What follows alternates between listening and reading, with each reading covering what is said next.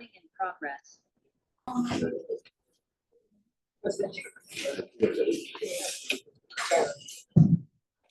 네, 여러분 반갑습니다. 박수.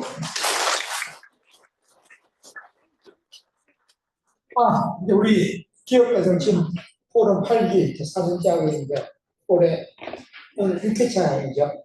1회차는 우리 부산산업과학혁신원의 서용철 원장님을 모시고 부산의 미래산업대의 전화이라는 주제로 강연을 듣겠습니다. 우리 비스텝이라는 곳인데 부산산업과학혁신이라는 것은 부산시의 앞으로 갈 방향성이라든가 기획이라든가 하면서 연구하고 지원도 해주고 그런 거 있고 거기서 초반에 서영철 원장님은 우리 시장님의 비전을 많이 실시하려고 노력하시고 있는 걸로 알고 있고 실제로 많은 부분들이 우리 서 원장님 아이디어가 많이 있어요. 저 뒤에 어반루프도 원장님 아이디어가 있다는 설이 있던데 사실이죠? 네. 맞아요. 네.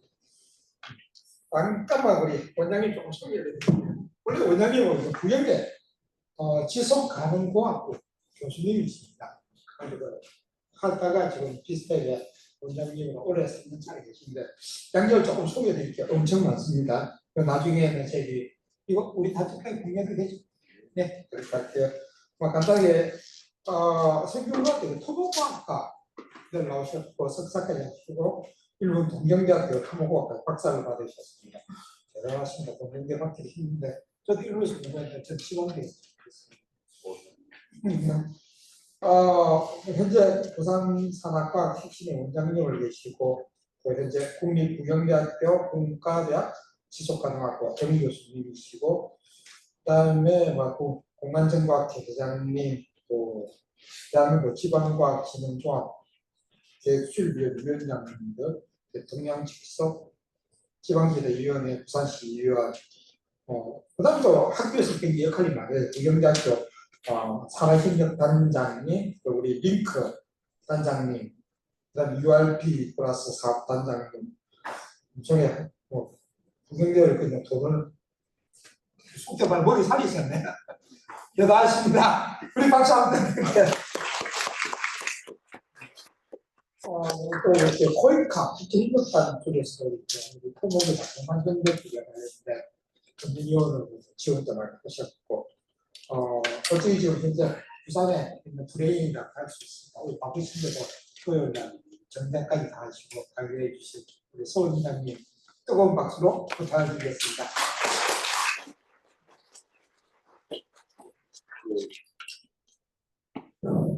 최재 대표님 꽃 피는 거 아니에요? 맞추면 거예요? 오다이 그리세요. 아니 앞에 자기 빨리 났죠. 그래. 준비됐습니다.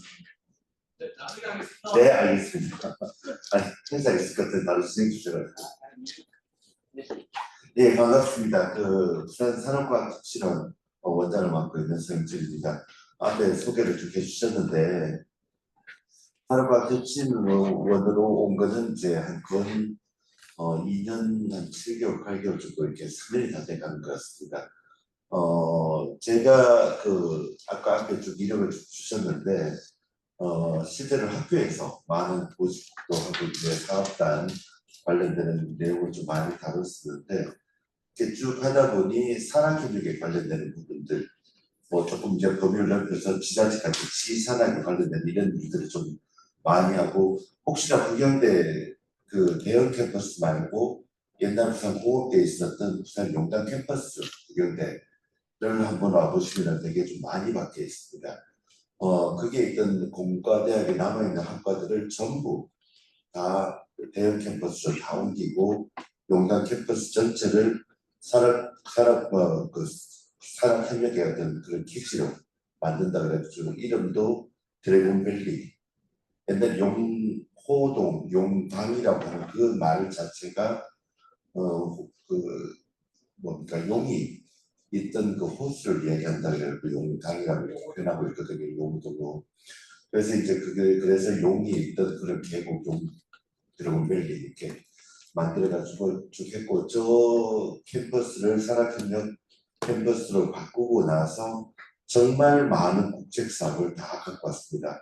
즉 대한민국에서 대학이 어떤 캠퍼스라든가 이런 약간의 유휴부지 이런 걸 활용해갖고 지역에 있는 산업을 일으키고 지역과 함께 그다음 대학의 어떤 기술력과 함께 나가는 저런 모델을 최초에 좀 제시했던 게 사실은 우리 부경대학교 드래곤밸리였습니다. 그래서 이걸 좀 이렇게 좀 팔아먹었죠. 이렇게 제가 산학회는 단장을 하면서 이런 컨셉, 이런 브랜드 지금도 많이 나오고 있습니다만 그걸 인해 가지고 당시 제가 산학혁명 단장할 때 900억 원 정도의 국비를 유치를 한 바 있습니다.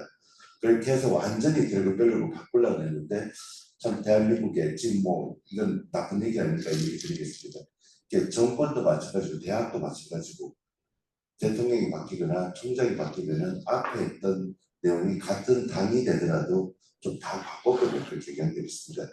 그래서 이제 제가 선단장을 마치고 새롭게 이제 총장 집행부가 되고 아마 저걸 다 바꿔버린 걸로 알고 있습니다. 그래서 드래곤밸리 이름도 없앴다가 큰일 나게 돼서 다시 복구를 지금 만들어가는 다시 재복구하는 과정인데 하여튼 그런 연유로 얘기를 해서 이제 부산시에 들어오게 된 것도 당시 그 박현준 동아대 교수님께서 시장님을 나가시면 되게 고민을 많이 하셨어요.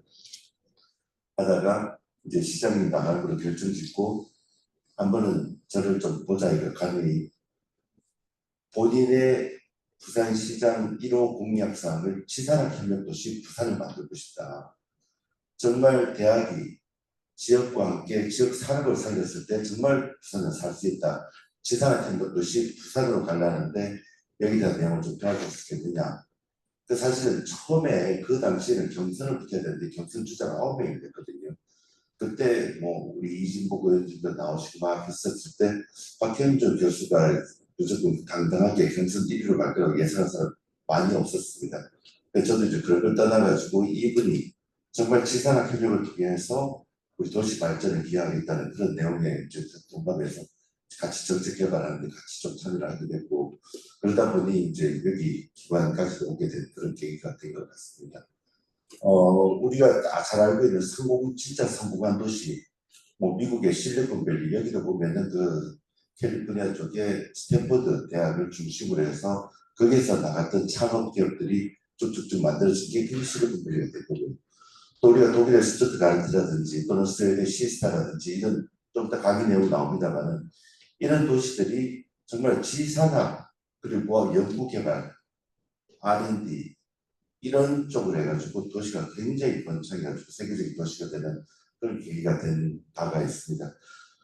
지금 제가 속해 있는 부산산업과학혁신원은 영어로 비스텝이라고 합니다. 좀 이름이 쉬운 듯 어려워요. 부산산업과학혁신원. 처음에 2005년도에 제일 뒤편에 저희가 소개를 좀 넣어놨는데 미리 개괄적으로 말씀을 드리면은 2005년도에 서명수 시장 때 만들어졌습니다. 왜 만들어졌느냐? 부산에는 대학이 진짜 많습니다. 4년제 대학이 14개나 있고요. 2년제 대학이 8개나 있습니다. 부산이 시리하네요. 이건 정말 있을 수 없는 많은 밀집도입니다. 서울 다음으로 대학의 밀집도가 가장 높은 것이 부산이에요. 우리 국립대가 4개가 있습니다. 부산대, 부경대, 해양대, 부산교대. 근데 이것도 사실은 더 많았어요. 부경대도 2개 갖추신 거거든요. 공업대하고 수대하고. 부산대도 미량대하고 부산 갖추신 거. 하여튼 4개. 그 다음에 우리 동대가 많죠. 동의대, 동수대, 동아대, 동명대 많고, 고신대도 있고, 경성대도 있고, 부산 가톨릭 부산 외국어대, 뭐, 신라대 쫙 이렇게 하면 14개에다가 2년제대 8개. 이렇게 많은 대학이 있고, 이렇게 많은 교수님들이 있고, 우리 같은 정숙철 교수님 같은 분도 참 많으신데, 왜 근데 부산은 이렇게 R&D라든가 과학 발전이 더딜까? 라는 컨셉을 시작을 합니다. 이유는 굉장히 역량 있는 교수님들이 많은데 이분들이 막 이렇게 갖고 올 수 있는 김청산 교수는 좀 특이한 케이스고요. 이런 큰 부산시와 함께하는 이런 사업을 프로젝트를 갖고 올 교수님 잘 없습니다. 보통 자기가 예고할 수 있는 1억짜리, 몇천만 원짜리 또는 진짜 큰만 몇 억짜리 이렇게 하는데 이게 결코 우리 부산의 발전을 위한 거라기보다는 개인의 어떤 그 학문 분야의 발전을 위한 거다 보니 자 부산을 위해서 부산 어떤 발전을 위한 연구 개발 R&D 보통 수백억에서 수천억까지 가죠. 더 큰 경우에는 수조원까지도. 모 교수님한테 이것 좀 맡아서 좀 기획 좀 해주면 안 되겠습니까? 아무도 안 합니다. 왜냐하면 자기가 갖고 갈 부분은 불과 한 1억밖에 안 되는데 수천억짜리가 그거 어떻게 나를 감당하라고. 그러다 보니 큰 지역 발전을 위한 R&D는 아무도 손을 대지 않게 되는 거죠. 그렇다면 이게 누군가 해야 된다. 그래서 기관을 만든 게 바로 비스텍이었습니다. 부산이 잘하는 건 뭔지 파악해봐라. 그 다음에 잘 해야 되는 건 뭔지 앞으로 미뤄봐라. 부산이 살아가기 위해서 꼭 해야 되는 건 뭔가, 이 세 가지 관점에서 계획과 모든 사업 업무 영역을 수행하기 위한 것이 바로 비스텍 부산 산업과학기술원입니다.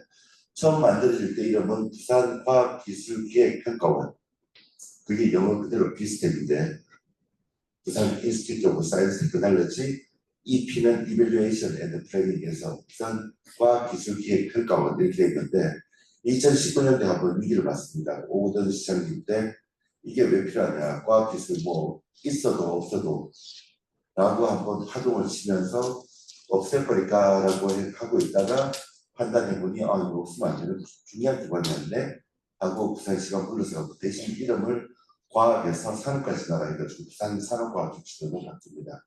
그러고 나서 작년에 또 한번 파동을 또 한 번 겪었습니다. 작년 파동은 뭐 비슷해. 산업과학기술원이 하는 일이 뭐지? 없애버리고 부산 산업청을 만들자라고 해서 없애는 작업에 1년 정도가 들어갑니다. 파산 작업에 들어가는데 결국에 다시 한 게 이거 없애면 큰일 나는 것이구나 해서 다시 남기고 창업청을 보류를 하게 되는 그런 과정을 또 겪습니다. 그리고 또 하나는 이제 곧 신문에 텔레비에 막 나올 거니까 아실 텐데 오히려 지금 부산 산업과학정치원이 올해 이름이 또 바뀔 것 같습니다. 왜냐하면 교육부에서 지방시대에 대비해가지고 대학 재정 지원 사업이라고 하는 라이즈 사업이라는 게 있습니다. 라이즈 센터가 설치가 되는데 인원이 지금 23명 정도 순정원을 해서 만들어지는데 그 작업을 지금까지는 테크노파크에서 해왔었는데 그 사업이 비스텍으로 이번에 옮겨집니다. 그래가지고 이름이 부산과학기술고등교육진흥원으로 이름 바뀔 예정이 있습니다. 영어는 그대로 비스텍입니다. 그렇게 하는 예정인데 곧 텔레비 신문에 났고요. 텔레비도 안 보고 나올 것 같은데 7월 1일부터 가동을 할 예정이 있습니다. 하여튼 그런 쭉 절차를 겪고 왔습니다. 그게 바로 비스텍인데요.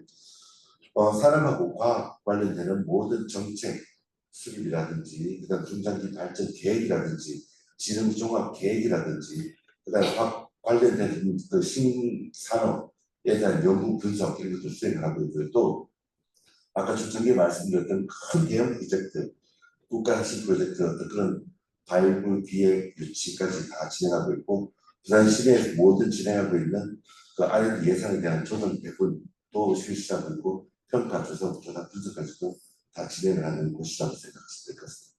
왜 여러분들이 잘 모르시는가 하면은 저희가 직접 기업에다가 뭘 줘가지고 하는 게 잘 없어요. 그러니까 실제 예를 들면은 큰 국책 프로젝트, 그러니까 소위 말하는 예타 사업이라고 그러는데 예타를 통해 가지고 수백억 또는 수천억의 예산을 우리가 한 2년 정도 최대 3년 정도 거쳐 가지고 이 분야, 예를 들면 수산산업 클러스터, 수산식품 산업 클러스터를 만들어놨는데 그 2년 만들이가 817억짜리를 갖다 유치를 했습니다. 하는 끝까지만 저희의 임무고요. 유치하고 나서는 바로 테크노파크가 수행을 합니다. 또는 실질적인 유치하게 나면은 정부산업진흥원이 수행을 하는. 저희는 사업 수행 기관이 아니기 때문에 그 사업을 유치해서 발굴해서 유치하기 하기 때문에 일반 기업이라든가 일반 시민들한테는 좀 접촉이 좀 없기 때문에 실제로 그 사업을 수행하는 것은 테크노파크가 해야 됩니다. 그래서 좀 이렇게 좀 생소한 비슷한 흔들어 보는데 이런 분들 많으실 것 같습니다. 제가 아까 앞에 우리 전상 교수님 소개해 주실 때, 저 코이카, 우리 한국 그 국제교류재단 코이카를 하는 곳에서 국제 그 무상 원조 오리 사업에 대한 정보위원회를 한 15년 활동을 쭉 했었는데 참 재밌는 게 있습니다. 전 세계 이렇게 나가서 다 이렇게 개발도상국에 가서 얘기해 보면은 나라를 얘기할 때 대한민국 몰라도 일본은 되게 잘 알거든요. 근데 우리 항상 그렇잖아요. 우리 다른 나라 다 떠나가지고 굉장히 일본은 완전히 그냥 수준 이하로 무시하는 게 대한민국이죠.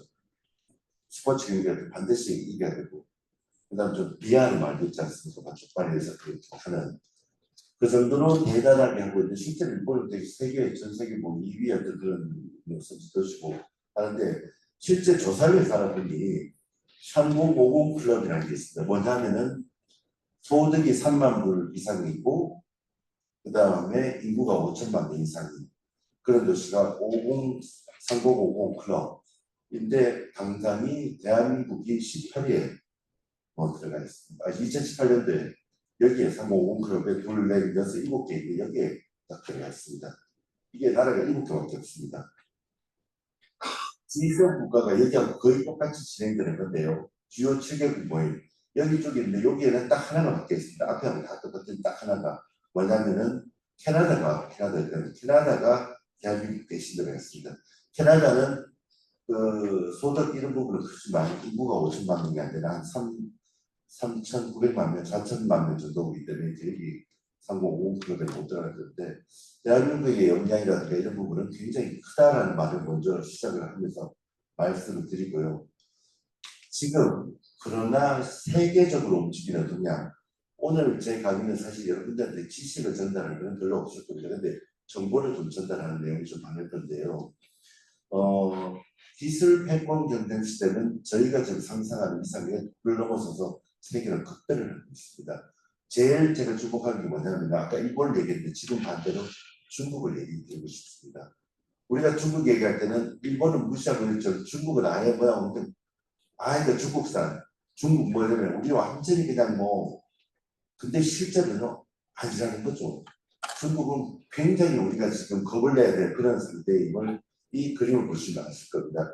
지금 각각 거의 지금 세계적인 기술 패권 시대는 미국과 중국의 두 판으로 지금 이루어지는 것들이 굉장히 많습니다. 옛날에는 유럽이라든지 뭐 미국 뭐 이렇게 막 얘기가 됐지만 한 지표를 갖다가 제가 이게 자료 자체가 2016년 17년대 2023년도를 어제 한번 찾아보니까 또 많이 바뀌었더라고요. 어쨌든 큰 분위기 자체는 변화가 없으니까 말씀드렸을 때 국제 특허에 관련된 국제 출력 건수가 당연히 미국 1위인데요. 2위가 중국입니다.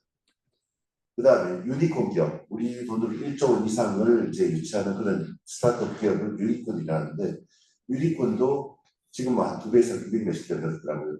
하여튼 1위가 미국, 바로 2위가 중국 정도로 스타트업에는 세계 10위권에 일본도 못 들어가고 있습니다. 우리나라가 이제 11위 정도 이렇게 하고 있고, 세계 10위네요. 그 대한민국 유니콘이 2023년 기준으로 22개가 돼 있더라고요. 그래서 세계 10위로 이렇게 돼 있던데, 일본의 10위권은 못 들어가고 있고.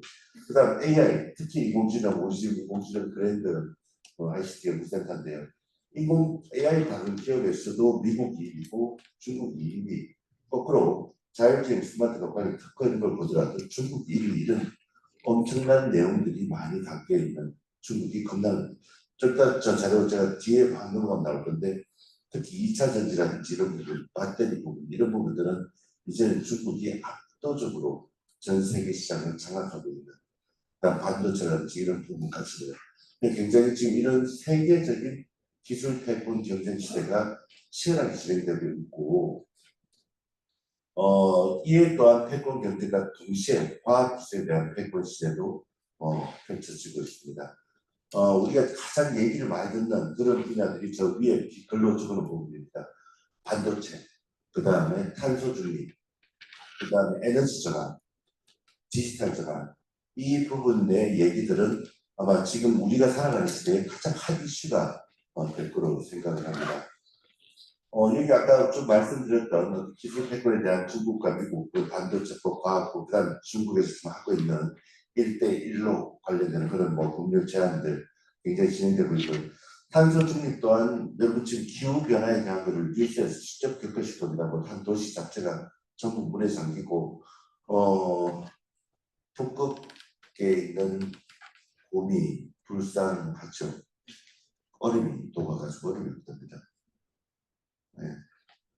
그래서 북극에 실제 그 북극 갔다 오신 분이 사진을 대충 가는데 옛날 전부 막 얼음 덮인 그런 곳에서 북극이 막 곰이 놀고 있는데 지금은 하나도 없는 그런 이게 실제적으로 그게 이제 빙하 이런 게 녹으면서 다시 그 수위 상승 이런 것 되고 그에 대해서 또 기후 변화가 생기고 이런 부분들이 굉장히 되고 있는데 그 탄소 중립에 대한 그런 기술 이런 것들이 또 급격하게 저희 뒷부분에 제가 그 친환경 선박 이런 얘기할 때 말씀드릴 텐데 탄소 중립 그 다음에 당연한 디지털 전환입니다. 지금 요 바로 다음 얘기가 이제 우리 부산에서도 디지털 경제 그런 디지털 어떤 그 기술 발전에 대해서 2030 디지털 관련된 기술 발표를 하게 되고 말씀드릴 텐데요. 디지털 전환 DX에 관련되는 부분 이런 부분들을 과연 어떤 식으로 컨셉이 아닌 실무적으로 도입해서 세상을 바꾸고 우리 사회를 바꿔야 될 건가 기업의 또 도입을 어떻게 할 건가 하는 부분을 고민이 돼야 될 것 같고요. 그 다음에 나머지 산업이라든가 식량, 에너지 어떤 그런 글로벌 공급망에 대한 변화 이런 부분들도 해야 될 것 같습니다. 지금 주요국에 대한 과학기술 패권에 대한 투자 예산도 달려 있습니다만은 이 부분이 우리 대한민국에서는 조금 잘못 적용이 됐죠. 매년 증가되는 R&D 예산이 올해 그러니까 작년 말 돼가지고 올해 딱 받았는데 약 한 5조 원, 6조 원 정도가 감액된 한 5조, 6조 원으로 이렇게 줄어들었습니다. 계획 매년 30조 원 찍었는데 그게 잘된 부분 잘하려고 했던 부분은 그런 것 같아요. 그것 때문에 사실 과학기술부에 관련되는 많은 관료들이 좀 잘렸는데 처음에 이거 자체는 과학 분야도 마찬가지 모든 분야가 다 그렇다고 생각합니다. 이걸 잡고 있는 그 소위 말 헤게모니를 전부 쥐고 있는 건 주도 세력들이 좀 이렇게 있거든요. 과학 분야도 마찬가지 큰 분야에 그걸 나쁘게 얘기하면 카리텔이라고 얘기하고요. 좋게 얘기하면 그 가버넌스를 쥐고 있는 주도 세력이라고 할 수 있는데 이 세력을 과감하게 쳐내고 그런 예산에 대한 좀 합리성과 그 다음에 좀 새로운 연구 개발 또 다양성 이런 데 좀 투입을 해야 되겠다 해가지고 그 카르텔을 친다고 쳤는데 실제적으로는 그 카르텔은 하나도 손을 못 대고 실제적인 연구자들이 다 날라버리는 그런 역현상이 사실 발생을 했던 겁니다. 그래서 대전 연구단지라든지 이런 데에서는 뭐 그때 벌써 이제 이 정권은 날라갔다고 많이 나올 정도로 근데 막 복구하는 노력이 좀 안 되죠. 그래서 사실 이번 선거의 영향이 그런 부분은 굉장히 크지 않았나. 전 세계 모든 국가가 R&D 분야에는 더욱더 투입을 많이 하고 있는 그런 상황에 있습니다. 하여튼 뭐좀 그 얘기만 해서 사실 한 시간 동안 얘기할 정도로 되게 비참한 상황들이 텔레비전 나온 적이 있어요. 많이 발생합니다. 우리 연구자들 박사 후과정 호닥이라고 표현하는데 호닥할 친구들이 예산이 다 줄어가지고 연구소라든가 대학이라든가 쓸 수가 없으니 이 친구들 다 중국에 보냅니다. 그러니까 중국에는 오히려 어서 오세요. 뭐 여기서 받던 5천만, 6천만 원 준 게 우리 2억 3억 줄게 해가지고 그 친구들이 갖고 있는 모든 기술 노하우를 다 중국으로 넘어가게 하는 그런 엄청난 일들을 사실 굉장히 과학계에서는 아프게 생각하는 부분이 좀 그런 부분이 있습니다. 어쨌든 짧게. 산업혁명 여러분 잘 아시는 1차부터 4차 산업혁명이 쭉 진행되면서 1차 산업혁명에서 나왔던 어떤 전기 기반에 대한 에너지에 대한 내용들이 좀 사람이 여러 전기 기반이 나오고 2차 산업 때는 전기 에너지에 대한 부분이 3차 산업 때 드디어 컴퓨터라는 게 이제 나오게 됩니다. 컴퓨터가 나와서 우리가 하는 그런 부분들을 쓰는 인터넷이 나타나게 되고 그다음 지금 현재 4차 산업혁명 많이 듣고 계실 텐데 여기는 데이터 기반 또는 그 여러 가지 지금 나오는 빅데이터 뭐 AI 이런 부분도 전부 4차 산업혁명인데 이런 식으로 지금 급변하게 진행이 되고 있습니다. 지금 부산시에서는 굉장히 강조하고 있는 게 글로벌 허브 도시 부산이라는 말을 쓰고 글로벌 허브 도시 특별법을 지금 제정해가지고 국회 이번에 마지막에 그 회기가 끝나기 전에 반드시 그 법을 제정해 달라고 다음 주에는 우리 부산시에 있는 모든 시민단체, 시의회 뭐 모든 분이 다 국회에서 이제 그런 것도 하실 예정이 있습니다만 쉽지는 않은 것 같습니다. 약간 부산에 대한 특별법의 개념, 특별법 개념 되게 단순한데요. 그냥 우리가 일극주의, 수도권이 일극주의로 갖는 성공한 나라는 없다. 남북권에 있는 두 축으로 해서 함께 동시에 발전해야만 나라의 모든 경제라든가 어떤 산업이라든가 이렇게 이루어진다라고 하는 굉장히 단순한 어떤 그런 이제 건데요. 이렇게 가는 글로벌 허브 도시에 대한 개념에서 앞서서 여러분 잠깐 정보를 드리고 싶으면은 글로벌 도시, 글로벌 허브 도시에 대한 내용이 뭔가, 저기는 뭔가라고 하는 내용입니다. 글씨 그대로 적혀 있듯이 세계적인 글로벌 도시는 파워 도시, 그다음 세계 경제 네트워크의 교점이 된다는 그런 게 있습니다. 정치적으로, 경제적으로, 문화적으로 중추하는 기능, 그 중에서 가장 복잡한 교점이 되는 부분을 우리는 글로벌 도시라고 표현하고 있습니다. 기능적으로 여기 적혀 있듯이 세계적인 도시 보면은 대기업이라든가 다국적 기업, 본사가 집중해갖고 자본들의 정보, 모든 것들이 집중되고 금융, 용품, 생산자, 서비스 이런 것들이 발달하는 도시입니다. 여러분 잘 알고 있는 뭐 싱가포르라든지 홍콩이라든지 이런 부분을 잠깐 생각해 보시면 될 것 같아요. 여기에는 근데 유형이 있습니다. 이게 제가 말씀드리고 싶은 키포인트였는데요. 항상 국제적인 국제도시라 했을 때 같은 개념이 아닌 국제도시는 이것도 시대별로 세대별로 아까 1차 산업혁명, 2차 산업혁명, 4차 산업혁명까지 가기에 시대적, 환경적 요인의 변화가 있듯이 국제도시도 똑같이 바뀝니다. 즉 뭐냐면은 제1세대 처음에는요. 공공이 주도하는 형태의 글로벌 도시가 탄생을 합니다. 즉 예를 들면요. 우리 여기 예를 들자는데요. 공공주도형 과학도시 모델은 정부기관, 정부 취업 과학기관, 국책연구기관, 대학 기업 등이 단지를 형성해가지고 중장기적으로 과학기술을 개발하고 기초과학 만드는 그런 내용입니다. 공공주도형, 제1세대 공공주도형, 예를 들면 이런 겁니다. 제일 대표적인 게 프랑스의 소피아 앙티폴리스라고 하는 곳인데요. 여기는 파리에서 조금 떨어져 있는 좀 한적한 그 도시인데 파리에 북한된 국토의 불균형 해소 그래가지고 산업단지를 조성하는데 유럽 최대 첨단 산업단지가 바로 소피아 앙티폴리스입니다. 여기에다가 특징이 이렇게 적혀 있는데요.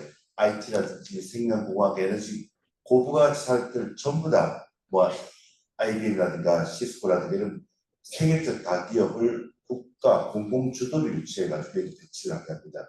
그 다음 거기에 따라서 또 국가연구소 그리고 다국적 기업, 벤처, 대학 이런 것도 여기에다가 안티폴리스 대학을 만들어가지고 모든 관련되는 부분들을 산학을 동시에 만들고요. 그 다음에 그 외에 또 우리가 부산이 본받아야 될 부분이 뭐냐면은 수도권하고 떨어져 있는 중소도시임에도 불구하고 여기에는 뭐 지중해 알프스산맥 해가지고 완전 친환경적인 단지 조성을 합니다. 거기에는 뭐 굉장히 휴양지 같은 골프장, 미술관, 호텔, 학교 이런 부분을 다 조성해 놓으니 이게 바로 고급 인력이 선호하는 양호한 입지에 적합하게 되고요. 그 다음 그와 동시에 주변에 뭐 니스, 영화제 비를 밀거나 깐느 이런 까지도 워케이션이 성립되는 그래서 완전히 지방 분권하고 동시에 중앙이 공공 주도로 만들어진 세계적인 글로벌 도시의 모범사례인 제1세대 공공 주도형 도시 모델이 만들어지는 사례가 있었습니다. 자, 그다음 2세대입니다. 2세대는 기업 주도형 도시 모델입니다. 기업 주도형. 이거는 한마디로 얘기하면 지금 여러분 판교 테크노밸리 아시죠? 판교 테크노밸리가 바로 제2세대 기업 주도형 도시 모델이라고 생각하면 됩니다.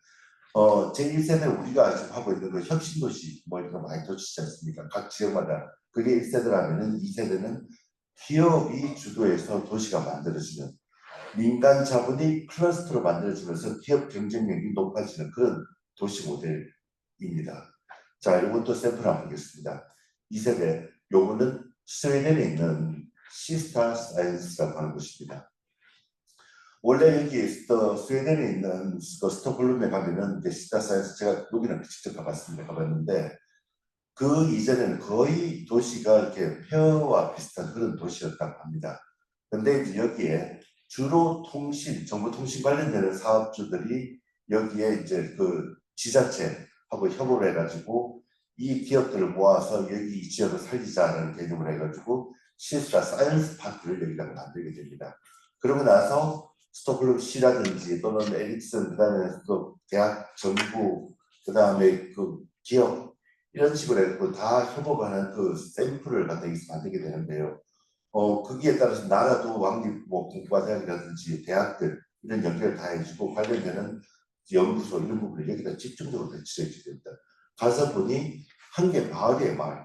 큰 마을인데 마을 전부 대부분에 전부 다 이제 뭐 건물마다 간판들이 작은 스타트업들도 많고요.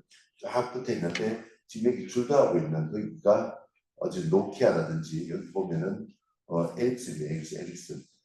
여기 실사 사이언스 이사회 의장은 전통적인 에릭슨 대표가 맡아가지고 기업이 주도를 하면서 지역이 응답을 하고 사람이 같이 들어오는 그런 굉장히 크게 되어 있습니다. 가는 전체 지역에 다 그냥 걸어다닐 수 없고 차로 다닐 정도로 굉장히 크게 형성이 되는데 이런 기업주들 우리 이제 뭐 아까 처음 시작할 말씀드렸습니다만 환경 테크놀로지 이런 부분들 기업주들 돼 있는 이런 내용들이 돼 있죠.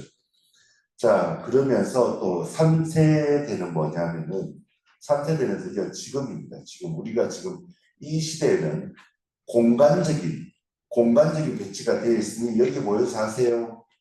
여기 기업 대표님들 되게 많았을 때 잘 안 갑니다. 그거 왜 가야 돼? 공간 준다고 좀 싸게 준다고 그래서 들어가요. 아무 일도 없이 그냥 사무실만 빌려다면 싼 데가 좋은데 내가 어떤 분야에 사업을 하기 위해서 어디를 가야 되는데 그 공간 빌렸다고 거기 가서 뭐 하라고 안 갑니다. 정말 중요한 것은 그 산업에 대한 생태계가 형성되어 있는 곳은 오지 말래도 돈 내고까지 갑니다. 즉 3세대는 시민참여, 기획 창출형 모델이 필요한 거죠. 어떤 그 예를 들면 하나는 뭐냐면 이번에 부산시에서도 공무원 과장급들 한 30명 정도가 다 모여서 같이 갔는데 어디 갔냐면 미국 에든버러 과학축제도시 과학축제 이걸 구경하러 갔습니다. 그래서 여러 가지 이제 상황들이 있는데 지금 부산시에서도 여러분 잘 아시다시피 관련된 공공기관이 부산시 산하기관이 21개 기관이 있습니다. 6개의 공사공단 그다음 나머지 15개의 출연 축제기관이 있거든요. 저희 뭐 그중에 하나입니다만 각 기관마다 펼쳐지는 행사들이 정말 많아요. 정말 저희 기관이 그나마 좀 작은 곳인데 뭐 테크노파크라든지 정상진흥회라든지 뭐 하는 뭐 행사들이 정말 많아요. 또 재밌는 게 뭐냐면 이런 행사들의 돈이 엄청나게 많이 들어요. 돈이. 한번 그 마이스 사업을 하시는 분이 계시는지 모르겠는데 아마 그런 행사를 하시는 분들은 아마 이 부산의 시장이 굉장히 괜찮을 것 같습니다. 한번 행사할 때 못 들어도 한 7천만 원. 보통 기본이 무대 시설하고 이렇게 딱 만들면은 1억 5천 이렇게 되거든요. 저희는 1박 2일 정도 행사하면 한 2억 정도 이렇게 들어서 행사를 하는데 참 아까운 게 경부적이 아니고 잠시 설치했다가 생산 끝나면 다 걷어서 가는 거거든요. 그러고 나서 1억, 2억이 푹 날아가는 있는데 이런 게 단기 행사가 아니고 우리 부산도 마찬가지로 그 국제영화제 할 때 다른 행사들 동시에 펼쳐가지고 한 달 내내 부산이 모든 축제였던 그런 도시가 되도록 그러면은 여기 왔던 사람이 저것도 구경하고 저기도 참석하고 여기도 참석할 수 있는 한 번에 와서 여러 가지 한 달 내내 좀 할 수 있는 그런 것들이 가능하지 않나 라는 개념으로 이번 우리 부산시에서도 그 노력을 할 겁니다. 그래서 분산되어 있는 각종 행사들을 좀 모아서 하는 그게 완전히 모아진 게 미국 에딘버러 축제, 과학 축제거든요. 이런 내용이 좀 벗어났습니다만 3세대는 어쨌든 시민이 주도가 돼가지고 가는 그런 이제 도시, 글로벌 도시가 미래 도시일 것 같습니다.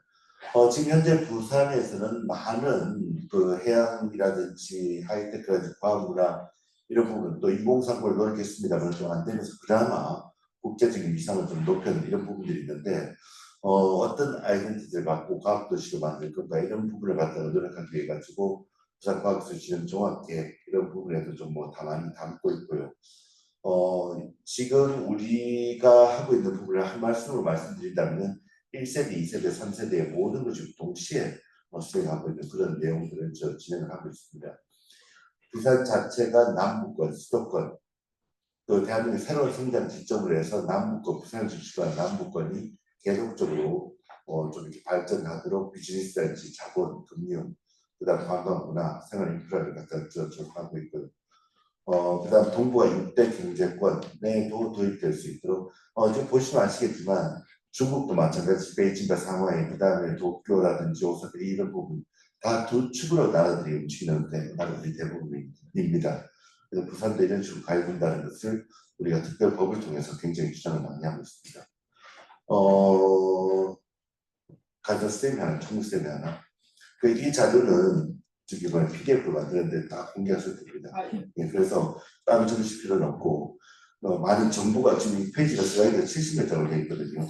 다 쓰면 안 할 겁니다 하는데 아까 말씀드렸다시피 정보를 기준 차원으로 좀 말씀드린 거니까 나중에 다 이렇게 자유롭게 쓰십시오. 괜찮습니다. 예.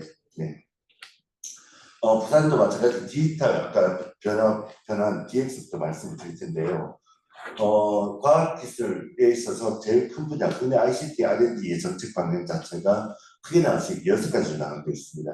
인공지능이 이제 첫 번째, 그 다음에 AI, 반도체, 그 다음 5G, 6G, 그 다음 사이버 보안에너지, 메타버스, 항상 이런 부분을 해가지고 쭉 가 있고요. 그 다음 이 대부분의 기술들이 우리 그 대통령이 말씀하신 국가 11의 전략 기술에도 당연히 포함이 되어 있습니다.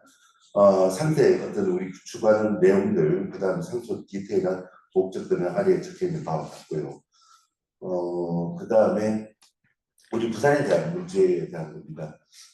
되게 안 좋은 말들만 계속 들리는 것 같습니다. 부산이 뭐 내륙과 바다에 대한 문제라든지, 그 다음 고령화가 정말 가속화되고 있다는 문제, 그 다음 출산율이 전국에서 최하위라는 문제, 그 다음에 청년 인구가 유출이 정말 극도로 심하다는 문제, 2022년 말에 저희 비스텝에서 정책 연구를 한 것 중에 하나가 과학기술 그 인력, 과학기술 인재들의 유출을 갖다가 저희가 분석을 했는데 특히 IT 관련, ICT 관련은 거의 90%가 다 외부로 유출이 되고 있습니다. 또 대단한 거죠.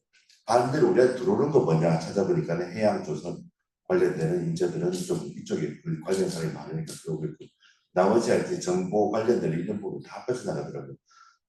이유는 너무나 당연합니다. 왜냐하면 양식의 일자리가 우리가 없기 때문에 소위 말해서 큰 대기업 관련되는 그런 대기업이라든지 큰 어떤 뭐 유니콘 기업 이런 것들이 있다면 되겠지만 창업하는 스타트업 기업조차도 여기서 시리즈 A라든지 A 그뭐 지나면은 바로 또 서울로 옮겨가는 것들이 이제 그 현실이고요.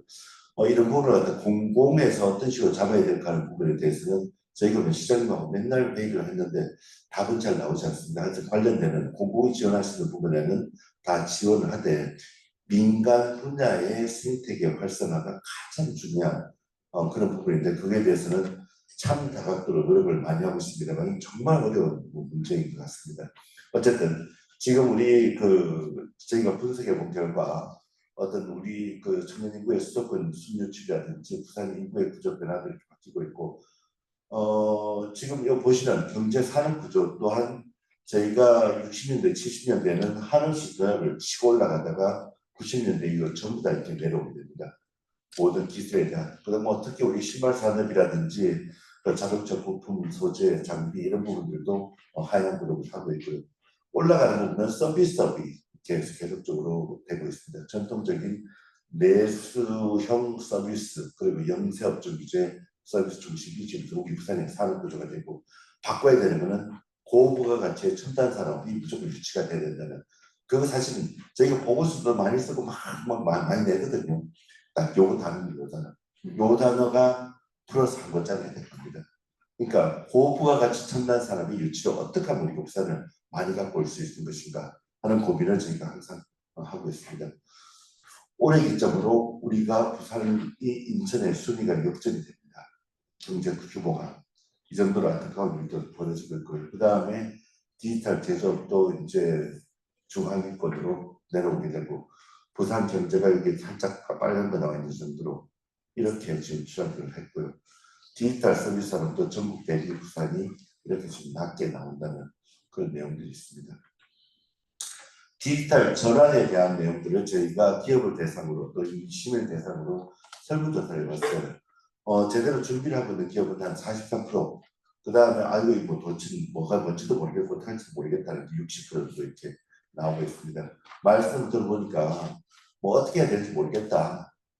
그 다음에 또 이제 소위 말해서 이런 그 부산시가 이런 기반 산업 육성에 실패한 거 아니냐 또는 그 이제 사람들이 별로 없다 해놓으면 다 뽑아가고 이러니까는 우주 센터 이런 거 설계하기 위해서는 고급 인력이 활용될 수 있는 여건이 필요하다.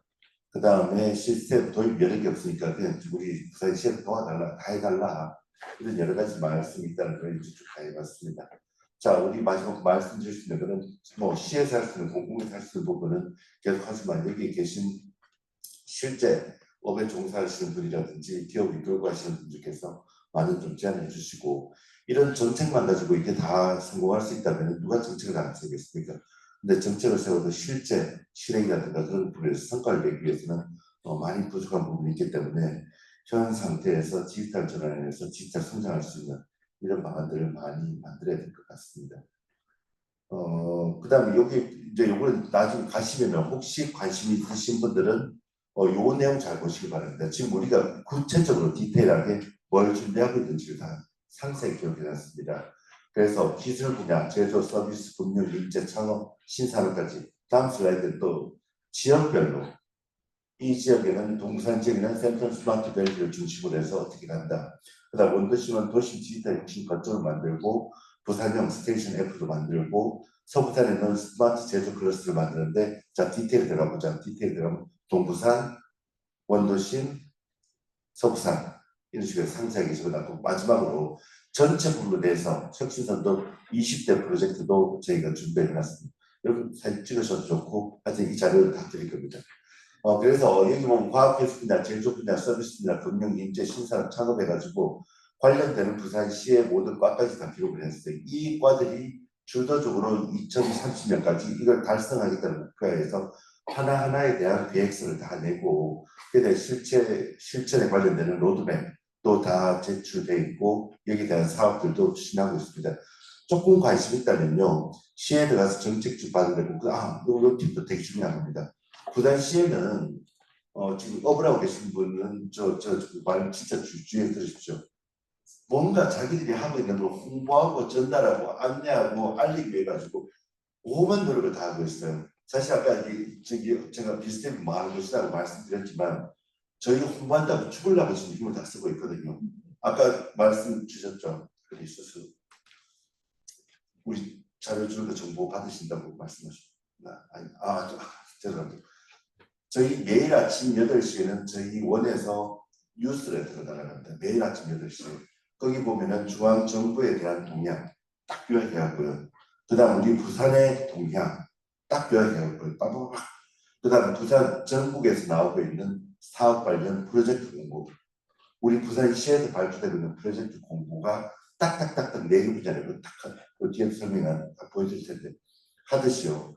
저희 곳뿐만 아니고 정보산업진흥원 테크노파크, 디자인진흥원, 경제진흥원, 심지어는 예술관리, 문화예술, 부산문화재단, 부산문화회관, 또 영화의 전당, 그 다음 돈에 관련된 것, 신용보증재단 매일 자기들 하고 있는 일, 그 다음 성과, 그 다음 예를 보고서 알리려고요. 홈페이지를 통해서 막 하거든. 근데 잘 안 봐요, 사람들이. 이런 데서. 그래서 말씀드리면은 좀 이렇게 인터넷 보실 때 한 번쯤 궁금하시면 들어가면요. 막 자세하게 안내하려고 노력을 막 하고 있거든요. 저희 마찬가지. 그래서 시에도 들어가면 관련되는 이런 부분들 막 보고서 보면 쫙쫙 다 올려놨습니다. 한번 읽어보시면 좀 알 수 있고 되게 편하게 있는 정보를 얻으시는 분도 있더만요. 그 정보 공개 신청 어떤 사업을 하시는데 자기 사업에 대해서 각 부서에서 우리 부산시에서 하는 게 전체 다 제출하고 해가지고 그건 안 되는 거 아닌가 싶어요. 예를 들어 가지고 자기가 그 아까 얘기했는 마이스 사업 그 전시 컨벤션 하는 거 부산시 산하기관에서 올해 할 전시 기획 관련되는 자료 전부 공개 딱 모아서 갖다 달라.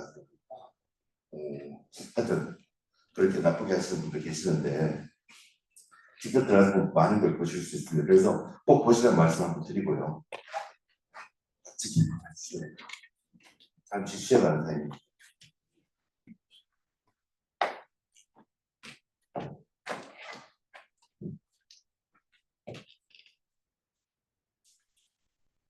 딥페이크로 얼굴을 본인당에 범죄 피해를 당한 분들을 딥페이크로 얼굴을 받고 신원을 보호하는 결정을 내리니까 우리는 많은 동의를 했습니다.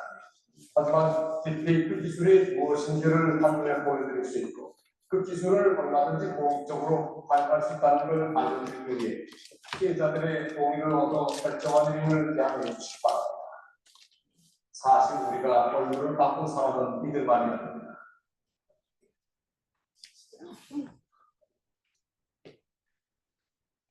딥페이크를 통해 이렇게 2명의 김삼동으로 변신을 해봤습니다.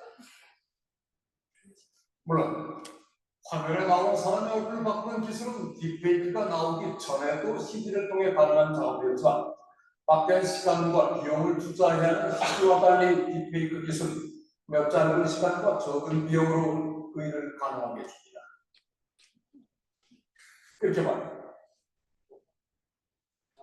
어쩌면 앞으로 여러분이 보시는 TV 화면과 같은 영상에 나오는 사람 과연 진짜가 맞는지를 확신할 수 없는 세상이 올 수 있는 점. 제가 진짜 김상중일까요? 아니면 제가 진짜 김상중일까요? 여러분 잠시 봐주시기 바랍니다. 저의 얼굴과 목소리까지 딥페이크 기술로 바꾼 또 다른 김상중. 여러분께서는 구별하셨습니까?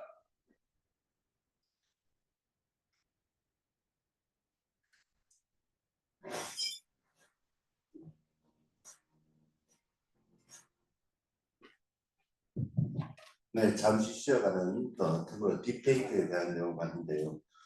딥페이크 내용 잠깐 이렇게 뭐 쉬어가는 걸 들었는데 딥페이크 사건도 굉장히 지금 좀 심각한 단계에 와 있습니다.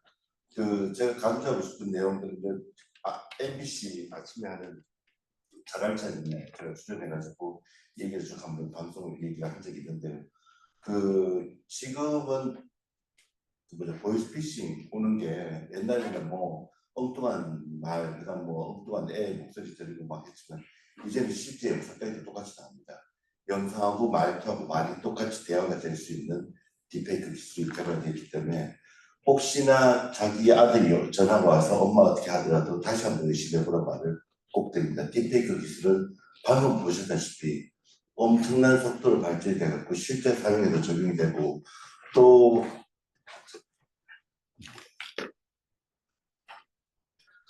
사례를 보면은 홍콩의 금융회사에서 340억을 송금하는 사태가 발생을 했는데요. 화상회의도 하게 됩니다. 화상회의를 하는데 재정 최고 책임자가 이제 화상회의에 올라오고 평소에 자기가 근무하던 직원들이 쭉 이렇게 나옵니다. 본사에다가 요즘 340억 어떻게 뭐 해가 무엇을 잘못 어떤 요체가 해라.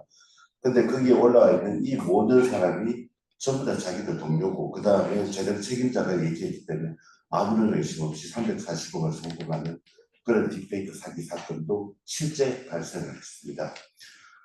최근에 많이 나오고 있는 어떤 유명인을 사칭해가지고 막 이렇게 하고 있는 이런 부분들, 그 다음에 심지어는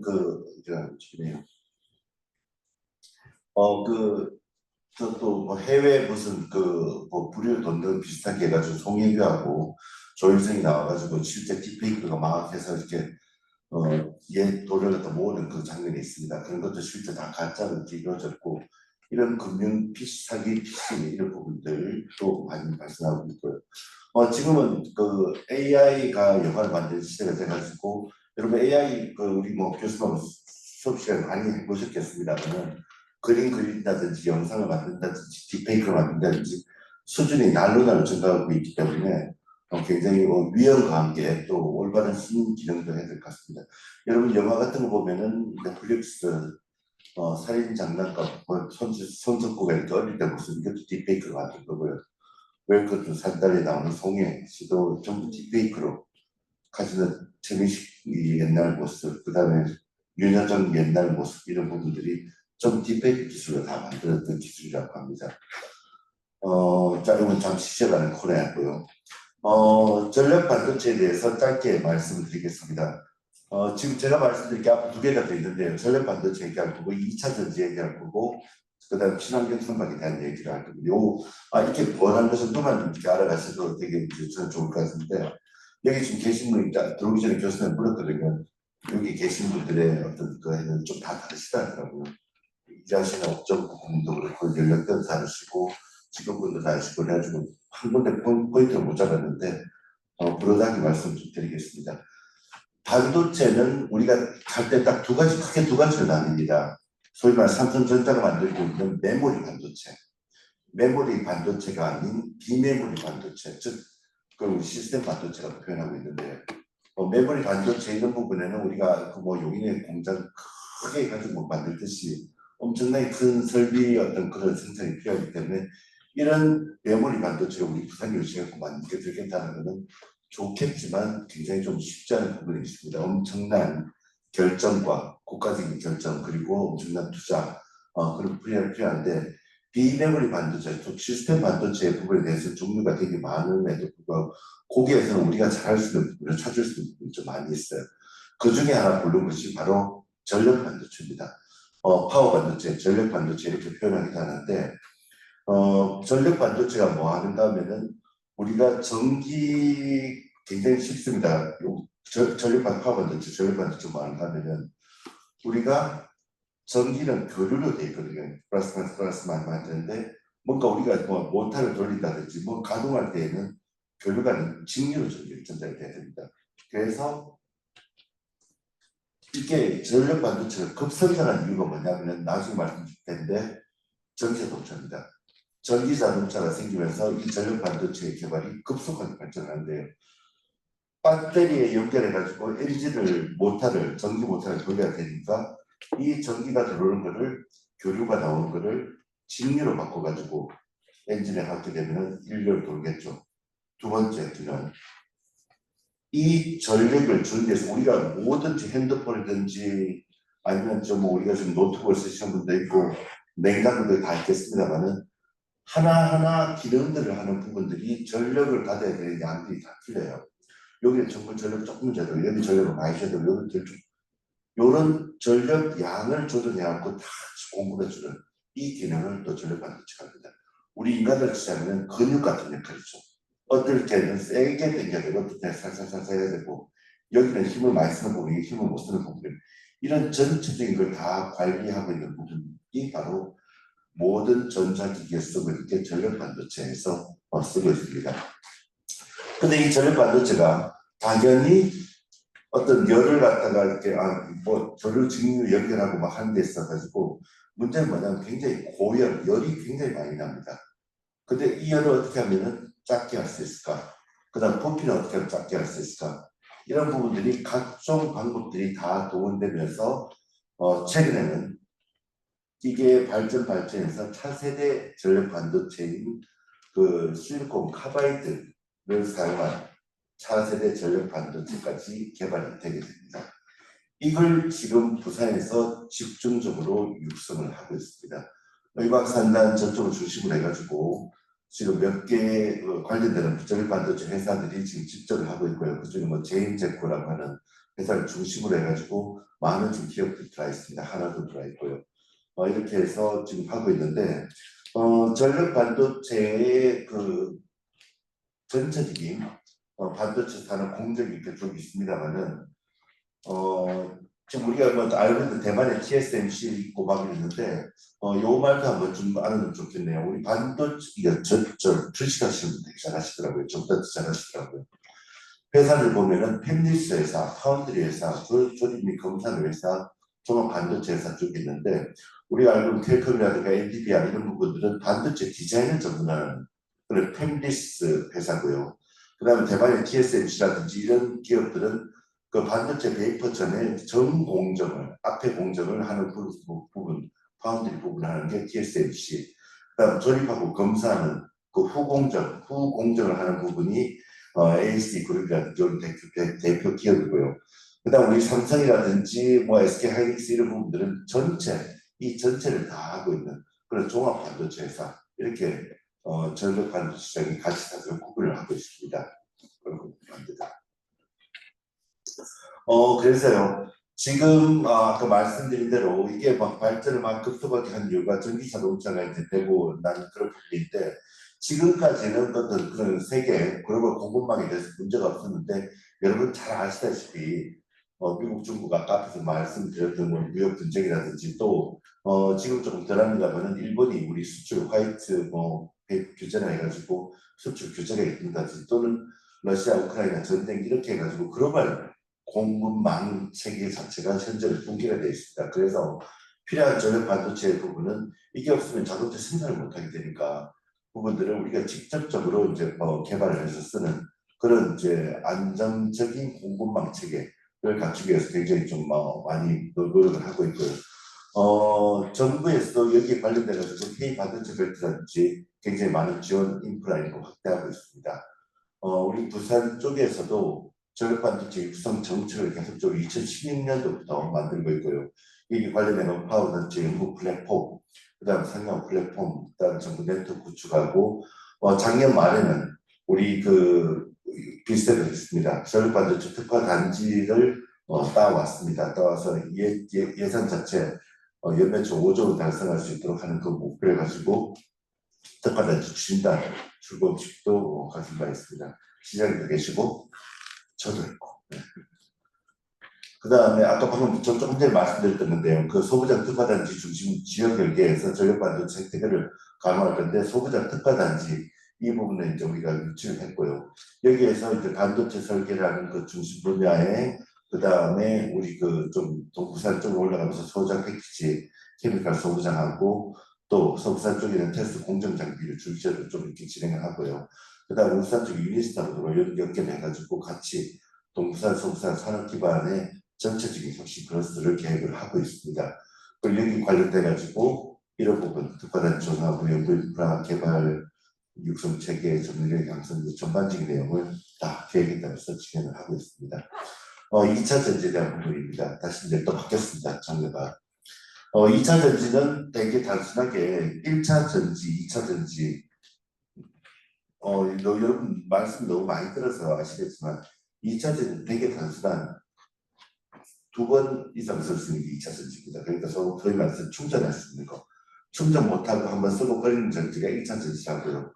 충전해서 재가동할 수 있는 부분이 이제 2차 전지가 되는데 이게 그 전해질을 통해서 양극재, 음극재가 있으면은 그 이온들이 쭉 갔다가 다 쓰고 나면 이렇게 다 쓰고 나면 다시 또 이렇게 당겨주고 하는 이런 구조로 이렇게 돼 있는데 2차 전지도 마찬가지로 우리가 쓰고 있는 뭐 배터리 넣는 뭐 AA 배터리 이거 쓰는 게 주 기본이었는데 이게 마찬가지로 전기 자동차 때문에 급속하게 2차 전지가 폭발적으로 연구 개발이 커지고 됩니다. 여러분 되게 어릴 때 생각했을 때 조그마한 장난감만 만들어가지고 엔진기 돌아가면은 모터 돌아가면 배터리 넣고 쭉쭉 쓰다가 금방 다 따라가 또 못 쓰는 그런 게 있는데 그게 그 배터리를 써가지고 자동차가 움직이게 할 거라고 생각을 잘 못하셨지 않습니까? 저도 못했습니다. 근데 그게 이제는 자동차 또 전기 자동차 다 타보셨을 텐데 출력 얼마 좋습니까? 밟으면 쫙 나가지 않습니까? 그렇게까지 고밀도의 고출력을 낼 수 있는 2차 전지를 만드는 기술까지가 벌써 있다는 겁니다. 처음에 2차 전지를 본격적으로 개발하게 된 곳은 일본입니다. 일본이 2006년에서 2009년까지 굉장히 전기 자동차에 들어가는 배터리 전기 자동차를 개발을 열심히 해가지고 만듭니다.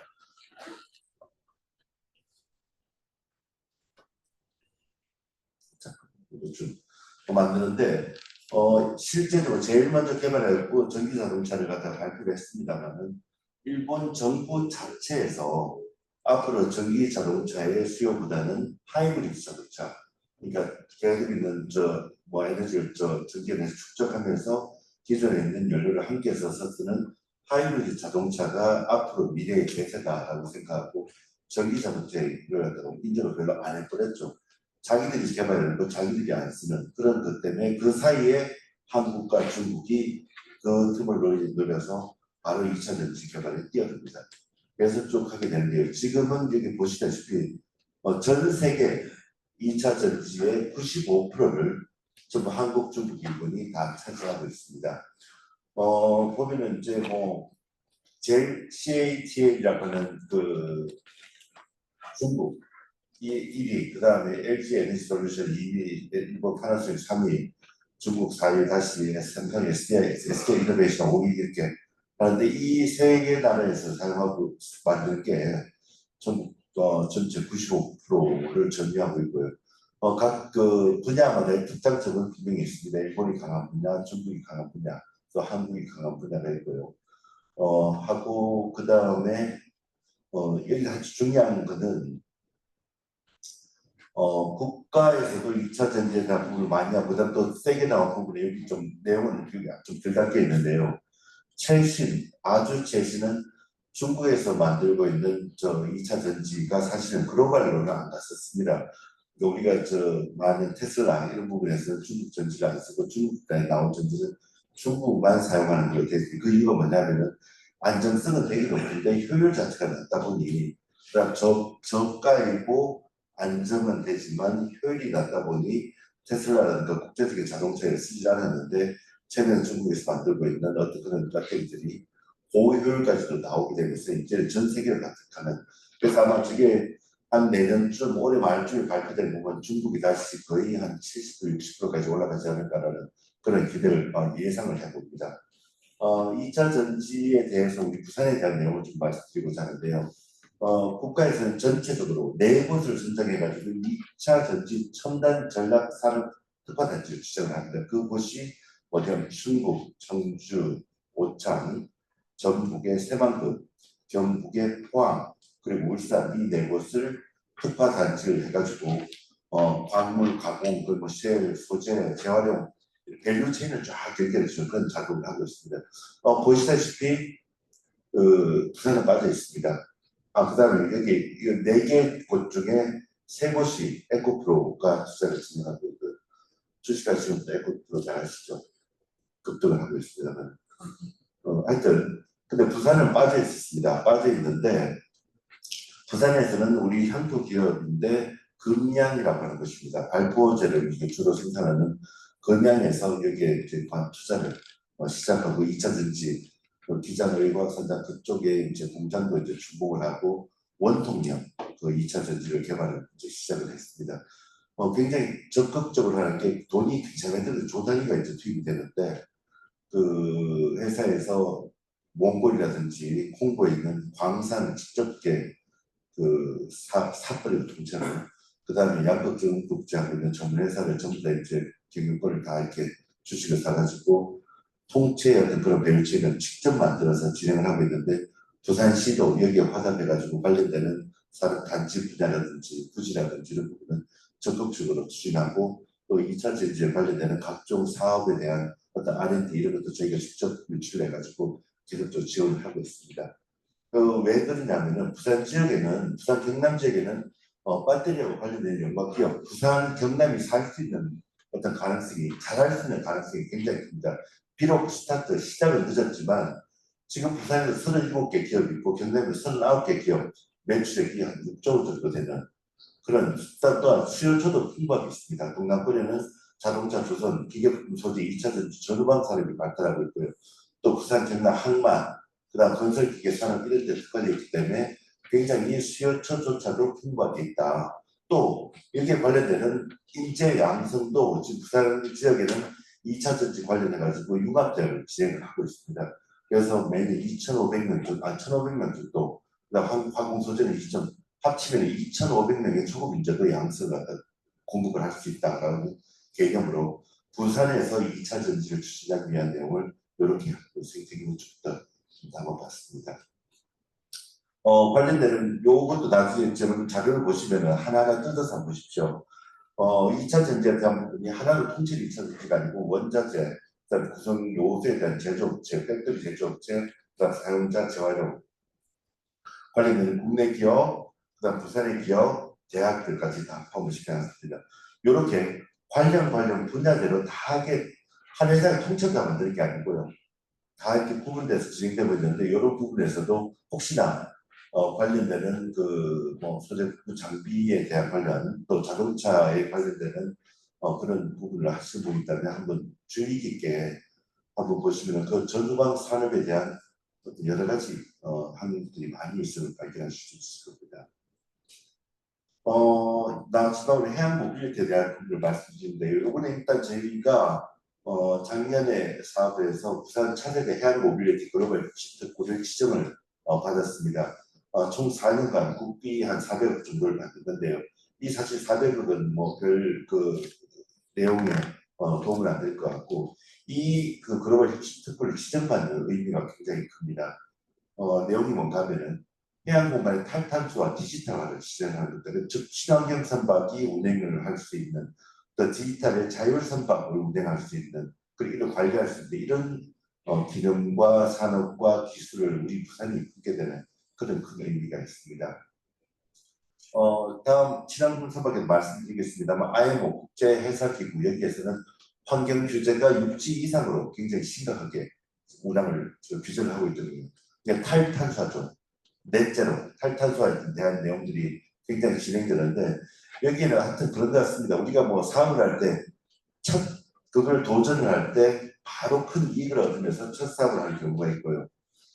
뒤에 나오는 후방 사업들을 보고 첫 사업에는 큰 이득이 없겠지만 이 사업을 취합으로 해가지고 그 다음 사업들이 자연스럽게 우리한테 다 들어오는 그런 내용이 있을 수도 있습니다. 방금 제가 말씀드린 부분이 저는 사실 이거 제한될 때 4천억 이상 4조 원 정도를 생각했는데 국가에 돈이 없다 하니 일단 이 특구 지정하는 게 우선이다 해서 이 내용을 저희가 적용을 했고요. 그 이후에 나오는 부분들 지금 앞으로 나온 친환경 선박이라든지 수소산업이라든지 이런 부분들은 우리 부산이 모든 기술과 경험과 실적을 선점할 수 있는 그런 부분에 큰 특징이 있다는 말씀을 좀 드립니다. 지역 개발 현황을 제안했으면서 하여튼 나중에 저희가 이 경제적 파급 효과를 따질 때는 저로방 연구한 산업에 대한 육성 그리고 생태계 전반에 대한 기술 혁신 유발 이런 부분들을 가장 중점을 둬서 진행했다는 말씀을 좀 드립니다. 바로 친환경 선박입니다. 친환경 선박에 대한 것들은 내용들이 많은데요. 여기에서는 딱 하나만 알고 가시면 될 것 같습니다. 친환경 선박이 뭔가? 지금까지는 벙커시유라든지 이런 거 해가지고 큰 배들, 우리 북경대에도 배가 두 척이나 있습니다. 굉장히 큰 배인데 하나는 이제 국제로 왔다 갔다 하는 선이고 하나는 해양 탐사를 위한 선으로 이제 그 요모만 부두 이렇게 가지고 두 대가 세워져 있는데 그 배도 이제 벙커시유 이런 걸 이제 옛날에 지금 이제 바뀌었습니다. 친환경으로 좀 바뀌었는데요. 굉장히 매연을 많이 뽑습니다. 배들은. 그런데 여기에 보시면은 2050년 어디 있을까요? 2050년 여기에는 넷 제로가 되고요. 2030년 어디 있을까요? 2030년 2030년에는 실제적으로 배의 운항을 통제를 합니다. 지금은 소위 말하는 좀 궤도기가 비슷하게 되어 있는데 뭐냐면은 배에서 나오는 탄소 이런 부분들이 육지 이상으로 굉장히 많다 보니 이런 것들을 규제를 합니다. 바다 자체에서. 그래서 이제 국제해사기구 IMO에서 진행을 하는 건데요. 여기 또 2030년경에는 무탄소 선박을 상용화를 전망을 하고 있고 2040년에는 기존 연료 선박은 퇴출할 겁니다. 그리고 2050년까지는 그 온실가스를 넷 제로로 한다는 게 전체적인 내용이고요. 2023년에 발표를 많이 했었습니다. 실제로 현존 선박에 대한 기술 조치, 그다음 운항 조치, 그다음에 앞으로의 감축 조치, 절감 이런 것들 다 켜지면 작년에 좀 빠른 어떤 그런 조치들이 IMO에서 있었고요. 이 내용 다음 슬라이드 좀 보겠습니다.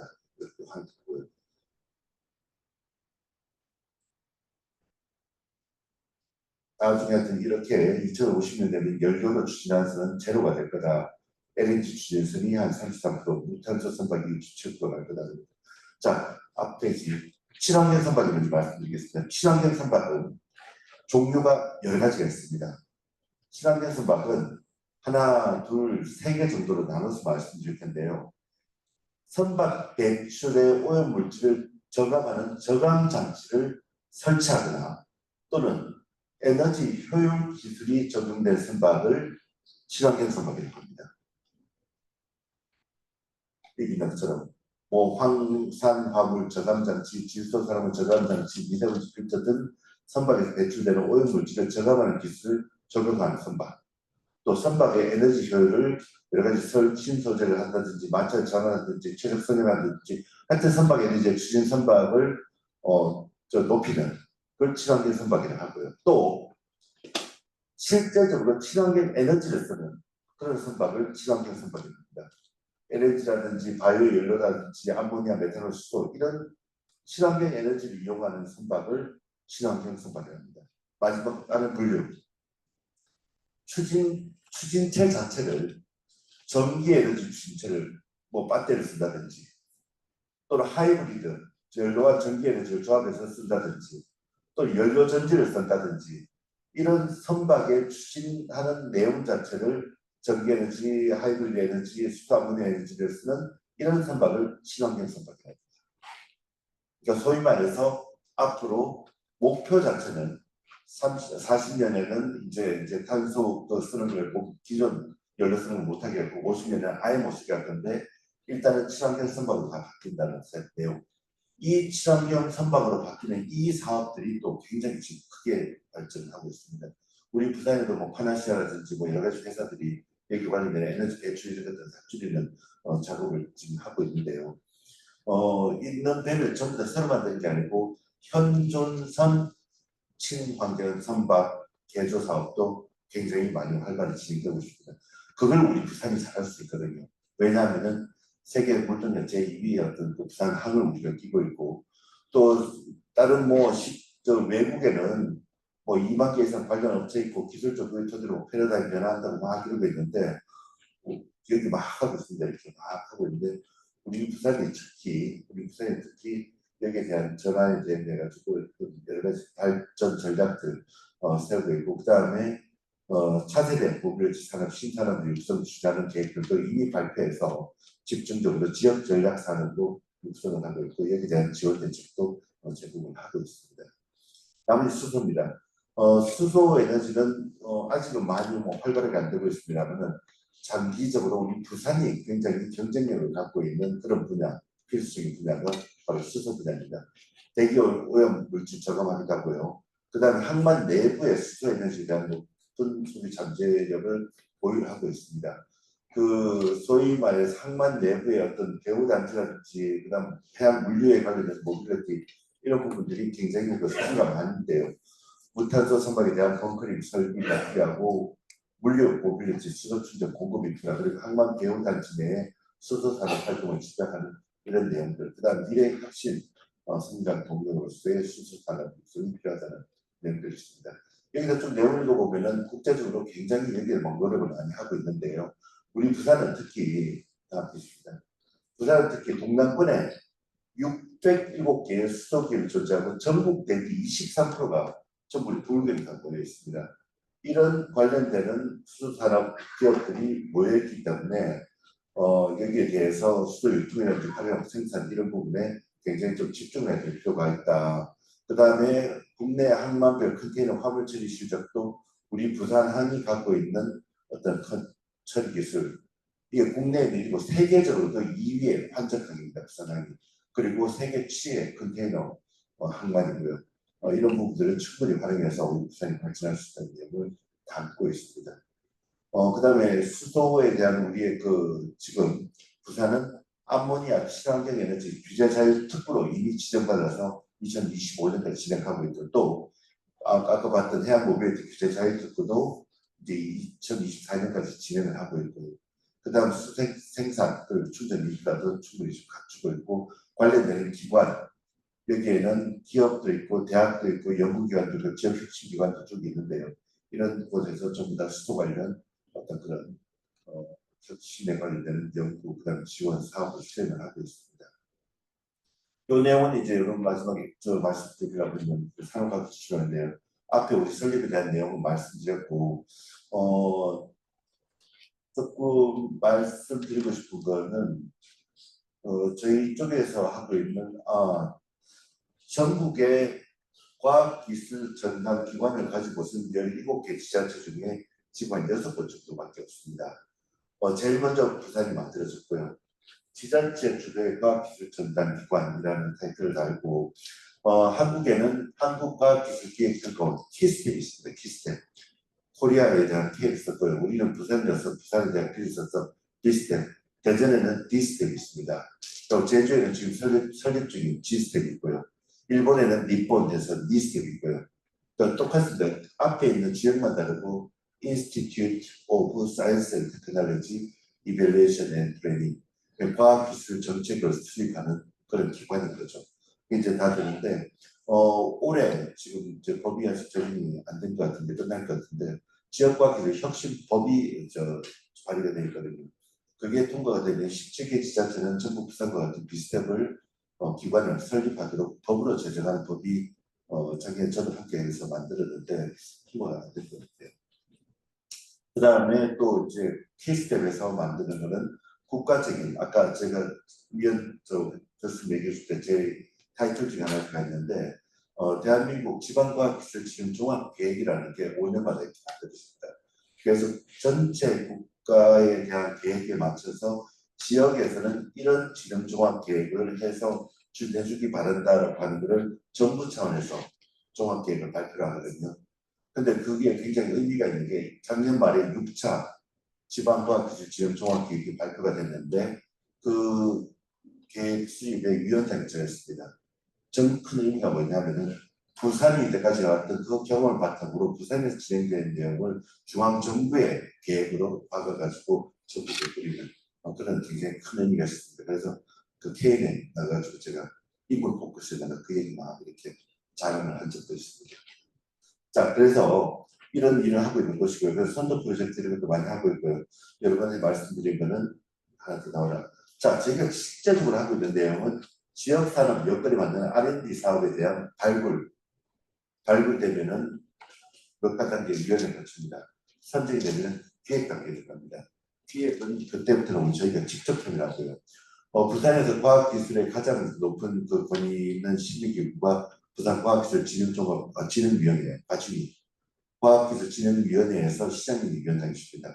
거기서 우리가 올린 거 몇 개가 통과가 되면은 그 통과된 기획 내용에 대해서는 비스텝이 전체가 붙어서 그 사업을 이제 소위 말해서 중앙정부에 올라가서 예산까지 확보할 수 있는 그런 계획을 실제 시행하고 그게 이제 사업이 되면은 사업된다고 우리한테 예산 안 주거든요. 정부에서 그 사업을 다시 전체 지자체 대상으로 공고를 냅니다. 자, 이런 사업이 있는데 하실랍니까? 할 사람 제안하세요. 그래서 실제로 뺏기는 경우도 있습니다. 저희가 다 만들어 놓고 다른 지역 갖고 가는 경우도 흔하지 않지만 가끔 있을 수도 있습니다. 근데 저희가 모든 걸 다 준비했기 때문에 나머지 거 따올 때 유치할 때 제안 쓰는 것도 위원들이 보면 표가 나거든요. 아, 이거 굉장히 준비가 많이 된 것이구나. 뭐 다른 지역도 마찬가지일 거고요. 하여튼 저희는 그런 작업을 많이 하기 때문에 사업상에서 부산에는 이런 내용에 대한 연구 개발 또는 이런 내용에 대한 사업 예를 들어서 아까 나왔던 2차 전지라든지 뭐 저런 반도체라든지 이런 부분들 분명히 이런 것처럼 우리는 정말 좋은 기반과 많은 걸 갖고 있는데 왜 부산이 안 하지? 근데 내가 나서서 하기에는 그렇고 야 이거 내가 제안을 해볼 테니까 너가 검토해봐라고 비스텝 던져주시면은 저희가 작은 저걸 드립니다. 작은 기획할 수 있는 한 3천만 원에서 4천만 원 정도는 실제 발굴할 수 있는 그 선정이 되면 아이디어만 주시면 발굴할 수 있는 내용을 드려가지고 한번 책자를 조그맣게 만드는 걸 받습니다. 그러면 그걸 갖고 아까 얘기했던 과학기술 위원회 올리게 되면 거기서 선정이 되면은 실제로 투입돼가지고 사업을 구성하게 되는 그런 작업을 하게 되는데요. 그렇게 일단 제안을 해주시기 바라고 그런 내용들 자체가 아까 얘기한 지역 기반에 대한 R&D 사업 계획 그런 부분들을 이렇게 통해서 지원을 하고 있고요. 그 다음에 또 계속하는 게 1, 2, 3차, 4차에 걸쳐가지고 1년 내내 대외협력 기획 지원 사업 시기 과제를 공부를 하게 됩니다. 그래서 지원 분야에 대한 거 첨단 전략 수요형 기업 지원형 이렇게 해가지고 쭉 이렇게 공부를 내는데 올해는 3차까지 끝났고요. 4차에 대한 공부가 다음 주 중에 나갈 건데 제가 금요일 날 결제를 마지막 4차를 하고 왔거든요. 그 공부 나오는 건 아마 이번 세 번 주에 이제 그 홈페이지에 나와서 할 건데 이런 정보를 다 어디 가서 받아야 되나라는 생각할 때요. 사진 찍어주시면 좋겠습니다. 요거 QR코드 찍으시면요. 아까 말씀드렸던 아침 8시에 저희가 매일 데일리 픽이라는 게 제공됩니다. 떠난 보이나 돼요. 거기다 간단하게 이메일 신청해 주시면은 매일 아침 8시 공고가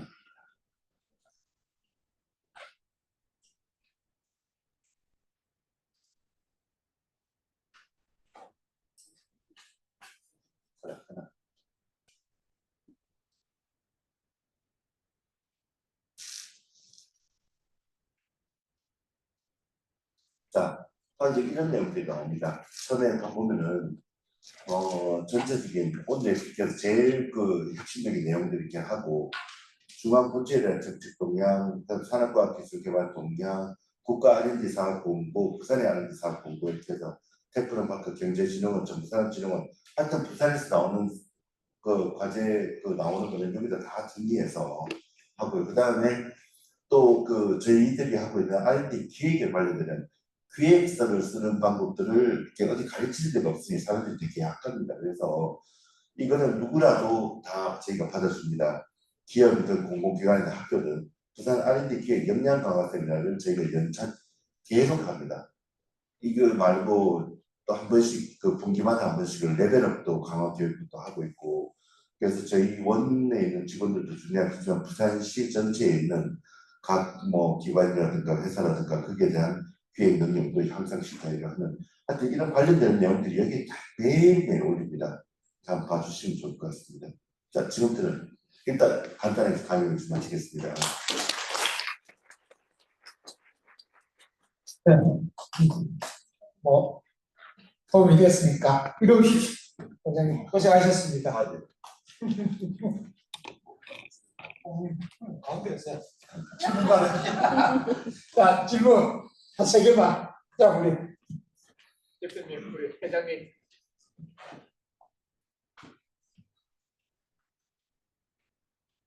원장님 오늘 그 강의 잘 들었습니다. 제가 하나 좀 질문 드리고 싶은 거는 저희 이제 조선 쪽이다 보니까 아까 우리 친환경 선박 그 개조 사업이라든지 이런 걸 그 지금 굉장히 많이 해야 되는데 지금 부산에는 도크가 없습니다. 그 수리할 수 있는 장소가 없기 때문에 지금 그 우리가 앞전에 보면은 그 파나시아하고 테크노스 같은 경우에 보면은 BWTS나 스크라바 같은 경우에 전부 중국이 다 가져가 버렸거든요.